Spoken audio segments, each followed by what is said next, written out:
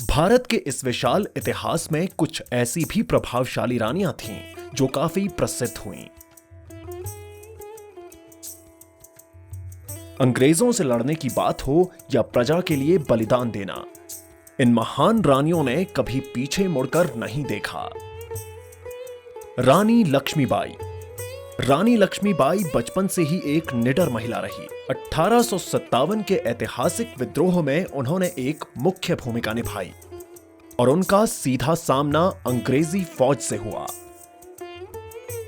दुश्मन से जमकर लड़ते हुए केवल 29 साल की उम्र में उनकी मृत्यु हो गई। रानी पद्मिनी। अपनी सुंदरता और बुद्धिमानी के लिए जानी गई रानी पद्मिनी का जन्म श्रीलंका में हुआ था।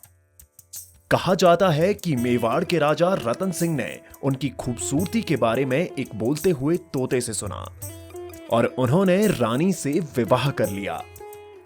अलाउद्दीन खिलजी ने रानी की खूबसूरती से आकर्षित होकर चित्तौड़गढ़ पर हमला किया, लेकिन अपने आत्मसम्मान के लिए रानी ने जौहर कर लिया। रानी चेन्नम्मा।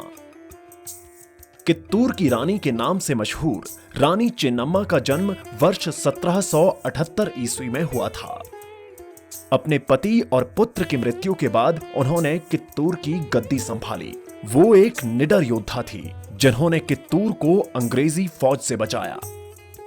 हालांकि बाद में उनको अंग्रेजी फौज द्वारा गिरफ्तार कर लिया गया और जेल में ही उनकी मृत्यु हो गई। रजिया सुल्ताना। इतिहास की एकमात्र मुस्लिम महिला जिसने भारत पर शासन किया। एक पुत्र होने के बाद भी इल्तुतमिश ने रजिया को अपना उत्तराधिकारी नियुक्त किया, जिससे काफी लोग उनके खिलाफ हुए। हालांकि पिता की मृत्यु के बाद गद्दी पर उनका भाई ही बैठा। अपने भाई की मृत्यु के बाद रजिया ने गद्दी संभाली। इतिहासकारों का मानना है कि रजिया सुल्ताना एक शानदार शासक थी। अहिल्याबाई होलकर। अहिल्याबाई होलकर को महिलाओं के अधिकारों के लिए आवाज उठाने और अनेक मंदिरों के निर्माण के लिए जाना गया। उस समय लड़कियों की शिक्षा पर रोक थी, लेकिन उनके पिता ने उन्हें पढ़ना लिखना सिखाया।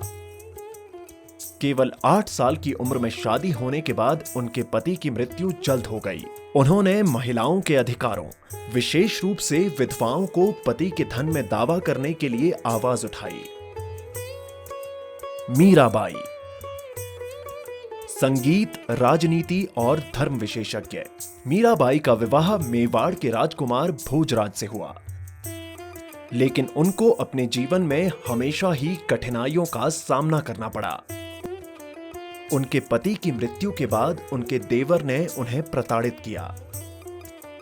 वो बहुत धार्मिक थीं, जो कविता के माध्यम से लोगों के एक दूसरे के प्रति प्रेम को भगवान के प्रेम में चित्रित करना चाहती थीं।